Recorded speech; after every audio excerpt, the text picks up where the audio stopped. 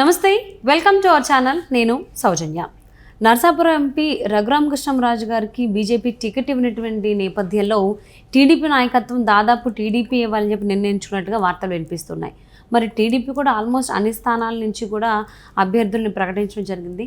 మరి ఏ స్థానం నుంచి ఎవరిని పక్కన పెట్టి రఘురామకృష్ణంరాజు గారికి స్థానం ఇచ్చేటువంటి అవకాశం ఉంది? ఈ అంశానికి సంబంధించి మనతో మాట్లాడడానికి, వారి విశ్లేషణని మనతో పంచుకోవడానికి ఈరోజు మనతో పాటు ఉన్నారు సీనియర్ పొలిటికల్ అనలిస్ట్ అర్చిమిల్లి శ్రీనివాసరావు గారు ఉన్నారు. వారితో మాట్లాడదాం. నమస్తే అండి. నమస్కారం అండి. సో వైసీపీ ఎంపీ నర్సాపురం నుంచి రఘురామకృష్ణంరాజు గారికి బీజేపీ అయితే టికెట్ ఇవ్వలేదు. పాపం బీజేపీ వాళ్ళు టికెట్ ఇస్తారని చాలామంది అనుకున్నారు, అభిప్రాయపడ్డారు. బట్ తెరా చూస్తే అది జరగలేదు. మరి టీడీపీ టికెట్ ఇవ్వాలని చెప్పి ఆలోచిస్తోంది అంటున్నారు. మరి టీడీపీ కూడా ఆల్మోస్ట్ అన్ని స్థానాలకు సంబంధించి అభ్యర్థులను ప్రకటించడం జరిగింది కాబట్టి ఏ స్థానం నుంచి రఘురామకృష్ణంరాజు గారు పోటీ చేసేటువంటి అవకాశం ఉంది అనుకోవచ్చు? ఇప్పుడు అందరూ ఎక్స్పెక్ట్ చేసింది ఏంటంటే బీజేపీ నుంచి రఘురామకృష్ణరాజు గారు అక్కడ నరసాపురం నుంచి మళ్ళీ తిరిగి పోటీ చేస్తారని అందరూ ఎక్స్పెక్ట్ చేస్తారు. ఆయన కూడా అదే చెప్పారు, కూటమిలో ఎవరికి ఆ స్థానం తగ్గితే ఆ స్థానం నుంచి నేను పోటీ చేస్తాను అన్నాడు. సహజంగానే ఆయన సిట్టింగ్ ఎంపీ కాబట్టి ఆ అవకాశం ఆయనకి ఇస్తారు. ఎవరైనా కానీ ఆయనకి టికెట్ ఇచ్చి ఆయన అభ్యర్థిత్వాన్ని బలపరచడానికి ఎవరికి అభ్యంతరం ఉండకూడదు. ఎందుకంటే ఆయన ఇటీవల కాలంలో 4 ఏళ్ల నుంచి జగన్మోహన్ రెడ్డి అరాచకాల మీద పోరాడి అతను ప్రజాభిమానాన్ని పోగొట్టుకున్నాడు. ఒక మంచి క్రెడిబిలిటీ సంపాదించుకుంటే చాలా సింపతి ఉంది ఆయన మీద. జగన్మోహన్ రెడ్డి కొట్టేసాడు కదా, తీసుకెళ్ళి చితకుడిచ్చేసాడు కదా, ఇలాంటి చంపేయడానికి చూశారు. ఇలాంటి అన్ని కార్యక్రమాల వల్ల ప్రజల్లో ఉండి ప్రజా సమస్యలను తన గొంతే చెప్తూ ఉన్నాడు. కాబట్టి ప్రజల్లో ఆయనకు ఒక ఇమేజ్ ఏర్పడింది. రాజకీయ పార్టీలు ఎవరు కూడా ఆయన మిస్ అవ్వకూడదు. యాక్చువల్గా ఆయన్ని నరసాపురం సిట్టింగ్ ఎంపీ బీజేపీ కేటాయించారనుకోండి, కూటమిలో వచ్చిందనుకోండి, మా దగ్గర పోటీ చేయండి అని వాళ్ళే అడగాలి. అలాంటిది ఏ కారణం చేతైనా కానీ అది వేరే సబ్జెక్ట్. అనేక కారణాల వల్ల, అనివార్య కారణాల వల్ల, అనేక కారణాల వల్ల ఆయనకి ఆ సీట్ దక్కలేదు, వేరే వాళ్ళకి ఇచ్చుకున్నారు. వాళ్ళు వాళ్ళ పార్టీలు ఇష్టం, దాన్ని మనం ఎవడం ప్రశ్నించలేదు.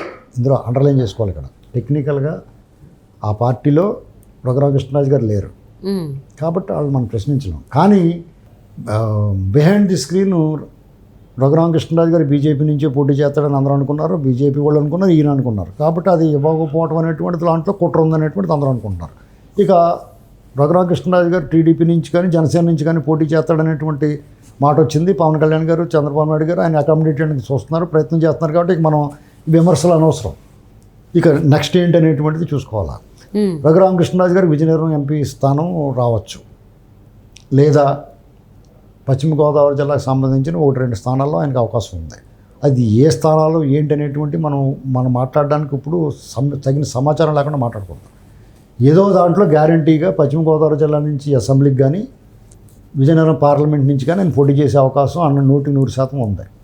కాబట్టి ఆయన అభిమానులు కానీ సానుభూతి పరులు కానీ ఎవరు వర్రీ అవ్వాల్సిన అవసరం లేదు. అనవసరంగా ఎవరిని దూషించాల్సిన అవసరం ఇంక లేదు. అంటే తాత్కాలికంగా ఒక ఎమోషన్ తోటి, ఆయన మీద అభిమానంతో ఆగ్రహం వస్తుంది, ఆయనకు అన్యాయం జరిగిందని. ఎందుకంటే మనకు అన్యాయం జరిగినప్పుడు ఆయన మాట్లాడాడు కదా, ఆయనకు అన్యాయం జరిగిందన్న భావనలోకి వెళ్ళారు జనం. ఆయనకి ఎప్పుడైతే సింపతి వచ్చింది, ఆ సింపతితో కూడిన రఘురామకృష్ణరాజు గారిని మిఠాయి పొట్టంలాగా తీసేసుకుంటారు ఎవరన్నా అన్నప్పుడు. బ్రహ్మాండంగా ఆయనకి వెళ్తే గ్యారంటీకి వెళ్తాడు. ఆయన మామూలుగా అయితే నరసాపురం వరకు పరిమితం. ఇప్పుడు ఆయన రాష్ట్రంలో 175 నియోజకవర్గాల్లో ఎక్కడైనా స్పేస్ బాగుంటుంది. ఎస్సీ నియోజకవర్గాల్లో మినహాయితే మిగతా నియోజకవర్గాల్లో ఆయనకి ఛాన్స్ ఉంది. లేదా 25 నియోజకవర్గాల్లో పార్లమెంట్కి వెళ్ళి పోటీ చేసినా ఎక్కడైనా బాగానే ఉంది. కడపలో కూడా చేయొచ్చు. ఆయన కడపలో పోటీ చేస్తే ఇంకా బాగుంటుంది అనుకుంటాను నేను. ఎందుకంటే దమ్ముగా, లేదా పులివెందులో కూడా పోటీ చేస్తే బ్రహ్మాండంగా ఉంటుంది. అసలు ఇంకా అంత సాహసం ఎందుకు? అటువంటి గెలిచి క్యాండిడేట్ మీద ప్రయోగాలు ఎందుకు? మంచి సీటు ఇచ్చుకుంటే గ్యారంటీకి వెళ్తాడు. కాబట్టి ఎవడో వరి అవ్వాల్సిన అవసరం లేదు.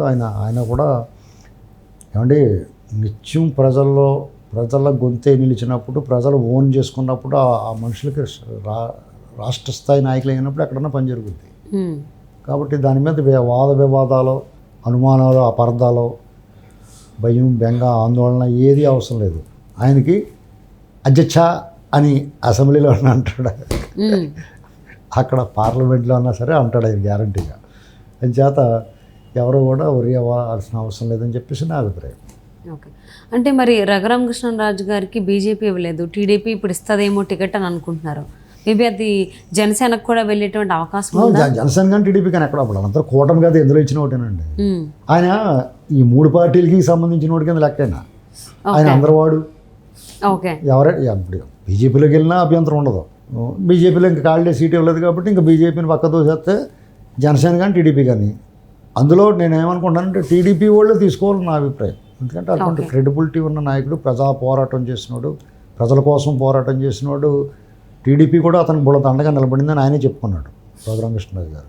అలాగే టీడీపీ తరఫున కూడా పోరాడినట్టే, ప్రభుత్వం మీద టీడీపీ పోరాడుతుంది, ఈయన కూడా ప్రభుత్వమే పోరాడాడు. కాబట్టి వీళ్ళిద్దరూ లైక్ మైండెడ్.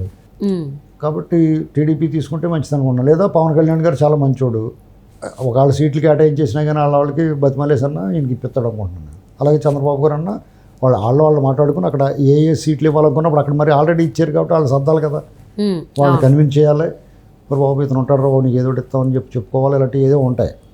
అలాంటి ఫార్మాలిటీస్ అన్ని పూర్తి చేసుకుని అన్నీ సరిదిద్దుకుని 2-3 రోజుల్లో అనౌన్స్మెంట్ వస్తుంది. అంటే మరి రఘురామకృష్ణరాజు గారు ఏమైనా పర్టికులర్ ఈ పార్టీ అంటే కూటమిలో ఉన్నటువంటి 3 పార్టీలు ఏదో ఒక పార్టీ నుంచే పోటీ చేయడానికి సుముఖత చూపించేటువంటి అవకాశాలు ఏమైనా ఉన్నాయా? ఏం లేదు, ఆయన ఓపెన్గా లక్షలాది మంది డయాస్లో చెప్పాడు, నేను నరసాపురం నుంచి ఏ పార్టీ నుంచి అయినా కూటమి తరపున పోటీ చేస్తాను. నరసాపురం టికెట్ బీజేపీ వాళ్ళు ఈయన మిస్ అయ్యారు.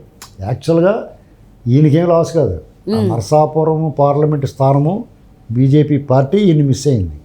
సరే ఆయన మిస్ అయినా కానీ కూటమిలో ఇంకా 2 పార్టీలు ఉన్నాయి కదా, వాళ్ళు ఎవరో ఒకళ్ళు ఈయన్ని వాళ్ళ దగ్గర మిస్ అయిన క్యాచ్ నీళ్ళు పట్టేసుకుంటారు. అది ఇప్పుడు క్రికెట్లో స్లిప్లో 3 నిలబడతారు, అలాగా టఫాల్ మంది కొట్టినప్పుడు ఒకళ్ళ చేతి నుంచి క్యాచ్ మిస్ అయింది అనుకోండి, 2 ఒకటి పట్టేసుకుంటారు అన్నమాట. అలాగే తనని జాగ్రత్తగా పెట్టుకుని పని జరుగుద్ది. రఘురామకృష్ణ ఆయన అసెంబ్లీ నుంచి వచ్చినా మంచిదే, రాష్ట్రంలో ఉంటాడో జగన్మోహన్ రెడ్డికి ఎదురుగుండా నిలబడతాడు. అలాగే అంటే జగన్మోహన్ రెడ్డి గెలిస్తే వాళ్ళ పార్టీ గెలిచి 3, 30, 10, 5, 6, 7 గెలిచి జగన్మోహన్ రెడ్డి గెలిచి అసెంబ్లీకి వస్తే ఈయన ఎదురుగుండా చూస్తే ఆయనకి అంతకన్నా అవమానం, లైఫ్ టైం అచీవ్మెంట్ ఈయనకి. అతను జగన్మోహన్ రెడ్డికి ఏమో ఇంకా అంతకన్నా దారుణం లేదు, అంతవరకు సాధిస్తాడు గ్యారంటీ. అంటే అసలు ఈసారి రాబోయేటువంటి ఎన్నికల్లో ఖచ్చితంగా ఏదో ఒక పార్టీ నుంచి అయితే ఆయన పోటీ చేసినటువంటి అవకాశం ఉందా, అయితే ఈసారి పక్కన పెట్టేస్తారా? ఎవరు పడతారండి పక్కన, ఎవరు పెట్టుకుంటారు? వజ్రాన్ని పడేసుకుంటాడు ఎవడన్నా. బీజేపీ కూడా పాట పాడుకుంటారు, కన్నుల ముందున్న రతనాలు రాసిన విలువ తెలియక విసిరితిని, విలువ తెలిసి కన్నులు తెరిచి గుండెనే గుడిగా చేసి మలచి పూజించానని చెప్పేసి అనుకుంటారు. తర్వాత వీళ్ళిద్దరికి వచ్చిన తర్వాత గెలిచి ఆయన మంచి పేరు వస్తుంటే వాళ్ళు బాధపడతారు, విచారిస్తారు. ఎందుకంటే అనవసరంగా మిస్ అయిపోయారు బాబు మనం, పని మనోళ్ళు మాటలని అనవసరంగానే అనుకుంటారు. కానీ ఇప్పటికీ టీడీపీ చాలామందిని అభ్యర్థులు ప్రకటించేసింది కదా, మరి బీజేపీ కూడా ఆల్మోస్ట్ ప్రకటించేసింది, ఉన్న 2 జనసేన కూడా ప్రకటించడం జరిగిపోయింది చాలా రోజుల క్రితం. కానీ ఇప్పుడు అంటే ఏ పార్టీలో నుంచి చేస్తారనేటువంటిది డౌట్ఫుల్గానే ఉంది. అసలు చేస్తారా లేదా అనేది కూడా ఇంకో డౌట్. ఏం డౌట్ లేదండి, మీకేం డౌట్, నేను చెప్తున్నాను కదా, మీకు డౌట్ అవ్వక్కర్లేదు. నాకు తెలుసు కదా అక్కడ ఏ సీటు కూడా తెలుసు నాకు, కానీ మనం రివీల్ చేయకూడదు. ఓకే. సో ఖచ్చితంగా రాబోయేటువంటి ఎన్నికల్లో రఘురామకృష్ణరాజు గారు కూటమిలో ఒక పార్టీ నుంచి అయితే పోటీ చేస్తారు గ్యారంటీగా.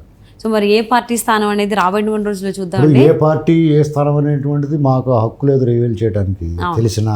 ఎందుకంటే వాళ్ళ నోటి నుంచి శంకులో పోస్తేనే తీర్థం, వాళ్ళ నోటి నుంచి ఆ పార్టీలు వాళ్ళు చెప్పాలి. అవును.